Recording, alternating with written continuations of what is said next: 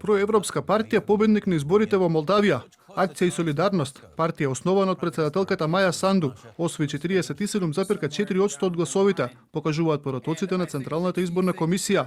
На второ место е опозицијскиот Патриотски блок, составен од 4 проруски партии, кој според делумните прелиминарни резултати освоил речиси 26%.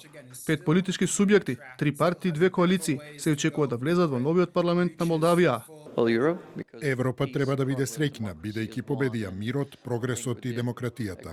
Мислам дека успешно се справивме со моќната руска диктатура. Главната битка беше со нив, а не со опозицијата. Високите представници на Европската унија задоволни што владеачката партија го задржа парламентарното мнозинство. Според шефицата на европската дипломатија Каја Калас и покрај обидите на Русија да шири дезинформации и да купува гласови, нема сила која може да го запре народот на Молдавија, кој се залага за слобода.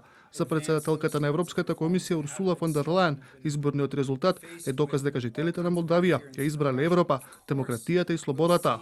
Нашата врата е отворена и ќе бидеме со вас на секој чекор. Иднината е ваша. Од Кремљ обвинуваат дека илјадници молдавци кои живеат во Русија биле спречени да гласаат. Според руската влада, отворени биле само неколку места каде што можело да се гласа. Од молдавската влада велат дека во Русија гласале нешто повеќе од 4000 лица, од кои околу 2/3 биле за главниот проруски блок.